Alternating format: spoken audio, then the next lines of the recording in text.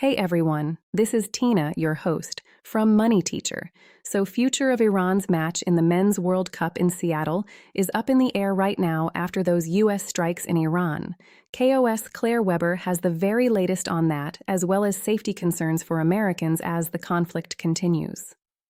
U.S. strikes on Iran and now a deadly shooting in Texas with potential terrorism ties lead to questions about American safety and possible attacks. First, we have to look at is low probability if something like this should happen, but high impact. Staying on top of more breaking news in the airstrikes on Iran. Among those updates we are following is the impact on the World Cup. FIFA says it's closely monitoring developments as the Iranian soccer team is set to play here in the U.S. in just a matter of months. The president of FIFA says he woke up to the news this morning. FIFA officials held a meeting today saying they are committed to making sure everyone is safe. Iran has its first World Cup game at Sophie Stadium on June 15th and then again on the 21st before traveling on to Seattle. Of course, you have to be living on the moon not to notice what is going on away from the sporting arena at this particular time. Over the weekend, the U.S. and Israel launched airstrikes on major Iranian cities. The strikes, as we know, killed Iran's supreme leader. We've always said that buying a ticket doesn't guarantee you entry into the country, and you have to ensure that you can come in. We have facilitated already even country on other events.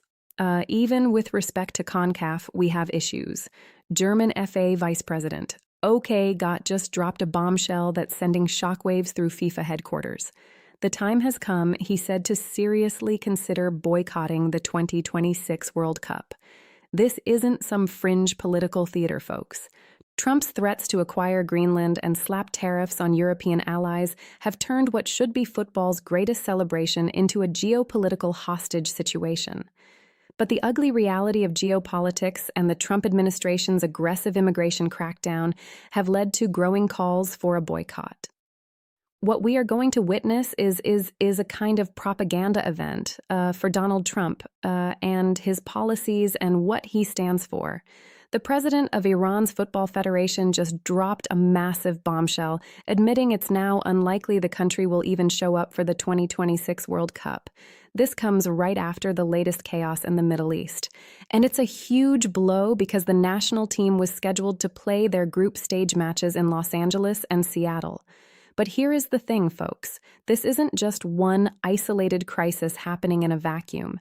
This is actually the third major disaster to hit the tournament in just a few weeks. And it really shows that the 2026 World Cup is unraveling in real time before our eyes. From bad to worse, the timeline of collapse. This whole mess didn't actually start with Iran because it really began with Germany about 2 weeks ago. That's when Bernhard Gut, the DFB vice president, came out and said, Germany is seriously looking at boycotting the 2026 World Cup entirely. He wasn't even talking about drama inside the sport, but was instead focused on geopolitical threats coming from the outside. Gutlick even compared the current situation to the 1980 Olympic boycott. And when a high-ranking official makes a comparison like that, you know things have reached a breaking point. Germany has a long history of walking away when they feel something isn't right, like when they led the mouth-covering protests in Qatar to highlight worker rights. Since they also spearheaded that 1980 Olympic boycott, they are clearly the one nation willing to sacrifice a World Cup spot to make a point about sovereignty. Denmark is watching this play out very closely too, especially since Donald Trump is now threatening to annex Greenland. It's hard to imagine how the Danish FA could ever justify sending their players to celebrate in a country that is actively making those kinds of threats against them. Then we have FIFA's own vice president, Victor Montaglani, who decided to throw another grenade into this whole mess. He admitted on camera that buying a World Cup ticket doesn't actually guarantee you will be allowed into the United States. Just think about that for a second, because you could spend thousands on tickets and hotels only to get turned away at the border, while FIFA basically says it isn't their problem.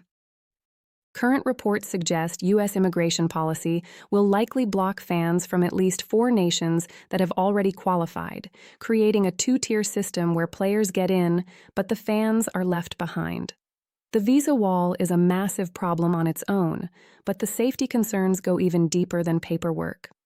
Recent reports of IC agents killing people have added a terrifying layer of worry for anyone planning to visit from overseas. European media outlets aren't just calling this political theater anymore, and they are starting to take these boycott threats very seriously. This has moved way past fringe activism, and now the people running European football are openly questioning if they can safely send their teams and fans to America. Any one of these issues might have been manageable if they happened on their own, but they are all hitting the tournament at the exact same time. Germany threatening to stay home might have seemed isolated, and the visa issues could have been written off as bad optics or a simple logistical headache. But when you pile them all together, it creates a perfect storm that makes playing in this World Cup look like a massive risk that many countries might not want to take. The Iran situation, why it's different. Simon Jordan recently went on TalkSport and laid it all out, explaining that Iran's federation basically admitted they aren't looking forward to this World Cup. We aren't just talking about a standard boycott threat where a team stays home to make a point. This is a total practical impossibility disguised in polite diplomatic language. Iran actually qualified for the tournament, and they were scheduled to play group stage matches against New Zealand and Belgium in Los Angeles, plus a game against Egypt in Seattle. However, the current geopolitical mess has made their participation almost impossible to justify to anyone.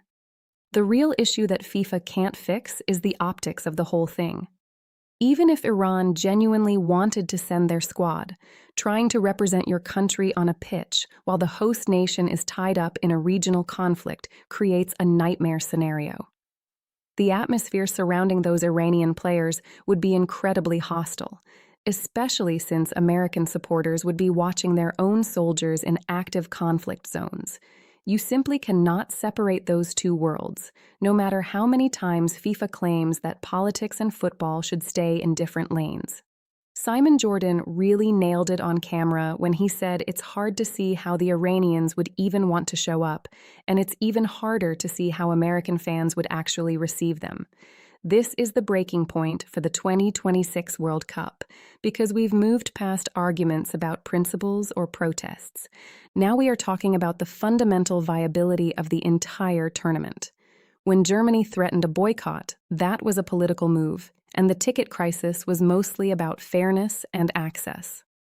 Iran's situation is different, because it's about whether the tournament can even function from a logistical or diplomatic standpoint. This is the exact moment where everything changes for the organizers. If Iran officially pulls out of the games, you can bet other nations are going to follow their lead immediately.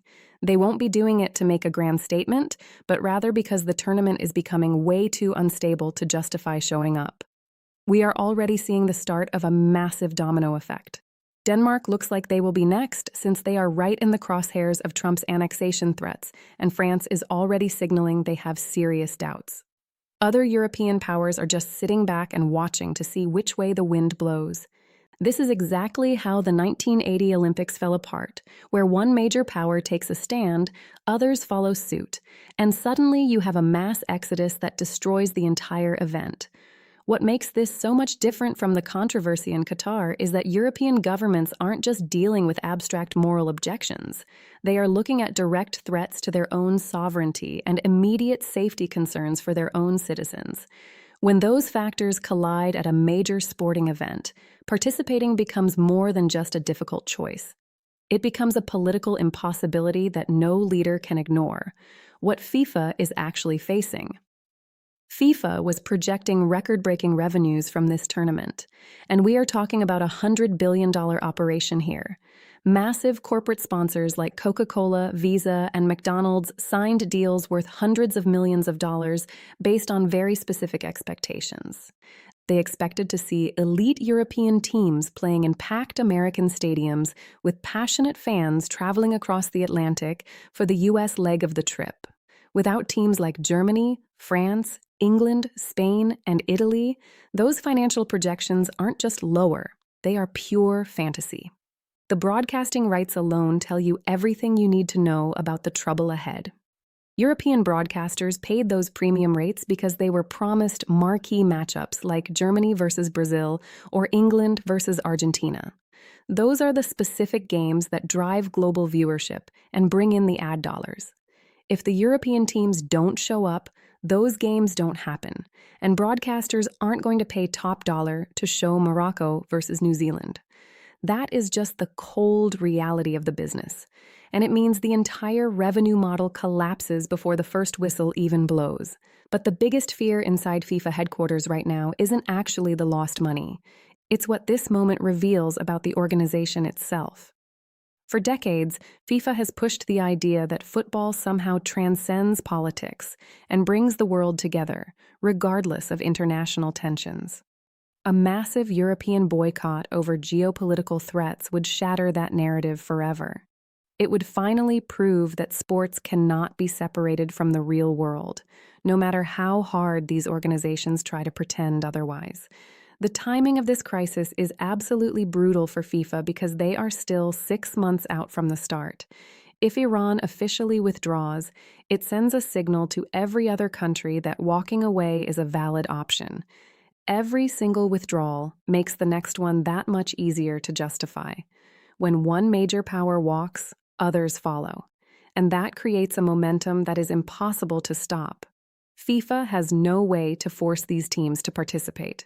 They can't guarantee anyone's safety, and they certainly can't control global events. Hey, ever won thee? All they can do is sit there and watch their signature event fracture in real time. There is no playbook for a disaster like this.